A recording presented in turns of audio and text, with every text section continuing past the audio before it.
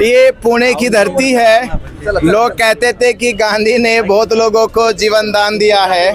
ये वही धरती है जहां गांधी को भी बाबा साहब अम्बेडकर ने जीवन दान दिया। लेकिन उसने दलितों के अधिकार छीने बनते जी। अरे भाई, वो दलितों के अधिकार तो तब छीनते अगर बाबा साहब अम्बेडकर ना होते। बाबा साहब अम्बेडकर ने जाने ऐसे कितने गांधी, नेहरू, पटेल आए, उनसे भी बाबा साहब अम्बेडकर अपने बल पर, अपने विद्या के बल पर गोलमेज सम्मेलन में गए। तो 30, 31, 32 की गोलमेज सम्मेलन में कोई भी कांग्रेस का नेता, कोई भी सामंतवादी नेता बाबा साहब अम्बेडकर के सामने टिक नहीं पाया और वहां से वो दलित शोषितों के लिए अधिकार लेकर आए। बंदे जी 1937 में गांधी कह रहे हैं कि हमें महाबोधि, महाविहार बौद्धों को देना पड़ेगा। देखिए, ये बाबा साहब अम्बेडकर का भारत जिसकी रचना बाबा साहब अम्बेडकर ने की है, तो वो देना ही पड़ेगा। आज पुणे पहुंच चुकी है पंचशील धम्मध्वज यात्रा और मेरे साथ धम्मध्वज यात्रा के संयोजक राकेश धारगावे हैं।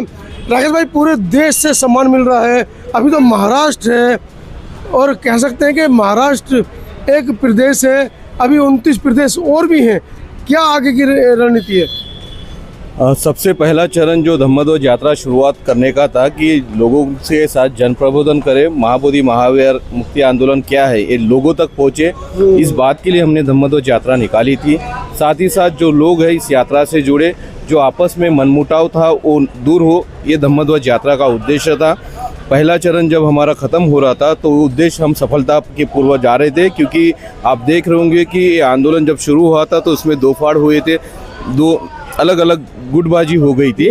बट जैसे धम्मध्वज यात्रा जहाँ से शुरू हुई, ये धम्म का वातावरण तैयार हुआ। जो अलग अलग गुट थे, आज आकाश लामा जी, चाहे भंते विनाचार्य हो या पूरा समाज हो, चाहे बाबा साहब अम्बेडकर के पड़पोते आनंदराज जी अम्बेडकर हो, उनका समर्थन है। भीमराव जी अम्बेडकर, उनका भी समर्थन है। प्रकाश जी अम्बेडकर, उनका भी समर्थन है। साथ ही साथ जितनी भी रिपब्लिकन पार्टियां हैं, जो भी बाबा साहब अम्बेडकर के विचारों को के साथ चलने वाली सभी पार्टियां इस आंदोलन से जुड़ रही है। और महाराष्ट्र में यह आंदोलन अभी सशक्तिकरण जा रहा है और महाबोधि महाविहार मुक्ति के लिए आगे बढ़ रहा है। एक बड़ा सवाल राकेश भाई, वर्ल्ड हेरिटेज, विश्व की संपत्ति, उसको लेकर सोशल मीडिया बड़ा एक्टिव है, लेकिन इस देश के अंदर, भारत देश के अंदर जो भारत की स्ट्रीम मीडिया है, जो 250 बड़े चैनल हैं, 24 घंटे सैटेलाइट चैनल हैं, उन्होंने आज तक भी 1-2 मिनट की भी क्लिप भी नहीं चलाई है। इस पर क्या कहना है?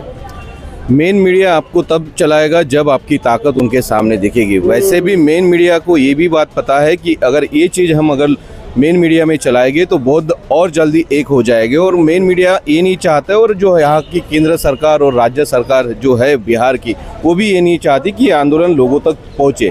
इसीलिए मेन मीडिया इसे कवर नहीं कर रहा है और यहाँ पर शासन प्रशासन का उनके ऊपर दबाव है कि क्या चलाना है और क्या नहीं चलाना है। एक एजेंडा मेन मीडिया के ऊपर यहाँ की केंद्र सरकार चलाती है। आपको भी पता होगा, चाहे इलेक्शन का माहौल हो या कोई भी आंदोलन हो, उसके लिए वही होता है कि किसे कहाँ पर प्रमोट करना है।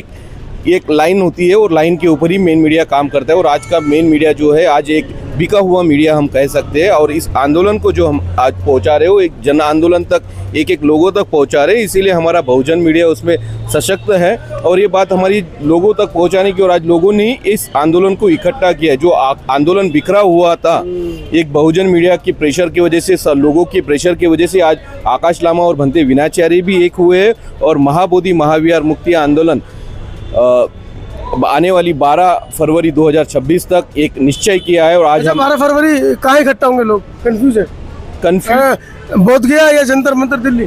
12 फरवरी का नियोजन का अभी हमारा प्रयास जारी है कि हम जंतर मंतर जाए या पटना में जाए या बोध गया में। इसका एक डेडलाइन हम सब मिलके, क्योंकि आज अलग अलग तरीके से हम सब एक अलग अलग विचारों के लोग एकत्रित हो रहे हैं महाबोधि महाविहार मुक्ति के लिए।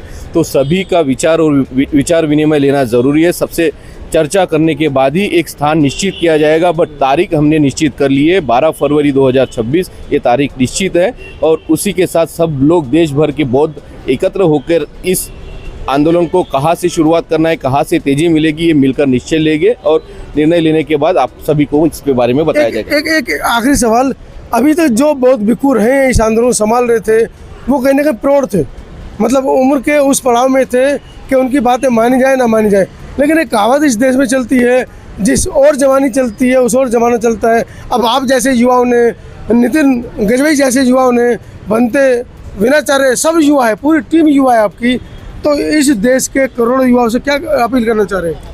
हम युवा है, अनुभव की कमी है, लेकिन हमारा दृढ़ निश्चय है महाबोधि महाविहार मुक्त करने का। अनुभव की कमतरता है, हमारे जो बड़े जो भिक्षु है उनसे हम कुछ सीखना चाहते हैं, उनके अनुभव को हम प्राप्त करके इस आंदोलन तो को मतलब बड़े भिक्षुओं को भी साथ लेके चल रहे हैं? हम सभी को भी इसमें साथ, हम किसी को भी दूसरा ये नहीं करना चाहते। और आज आप देख रहे हो कि अगर आज युवा बढ़ रहे हैं तो आज हमारे साथ जो भिक्षु संघ भी जा रहे हैं तो उसमें भी युवा भिक्षु भी हमारे साथ बढ़ रहे हैं। ऐसा नहीं है कि प्रौढ़ी भिक्षु होना चाहिए, युवाओं का भी साथ होना चाहिए। दोनों का सामंजस्य बना के ये आंदोलन हम और आगे अच्छी तरह से लेके जाएंगे। चाहे फिर आकाश लामा जी हो, बनते विनाचार्य हो, बनते जो बाकी जो भी भिक्षु जो इस आंदोलन से जुड़े, चाहे सुनीत पाल जी हो या जो भी है, सभी को हम एकत्र करके इस आंदोलन को एकत्र करके इस लड़ाई को बहुत बड़ी लड़ाई करना चाहते हैं। चलिए, ये राकेश धारगावे हैं जो 17 तारीख को नागपुर से जो यात्रा निकली है, पंचशील धम्मध्वज यात्रा, उस यात्रा के संयोजक हैं और महाराष्ट्र के अंदर पूरे बीएसएस की टीम को लेकर चल रहे हैं।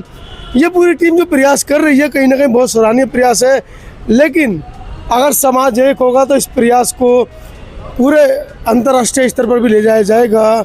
हालांकि युवाओं ने कमर कस ली है, कैसे इस आंदोलन को आगे तक ले जाया जाए, समाज भी साथ दे रहा है।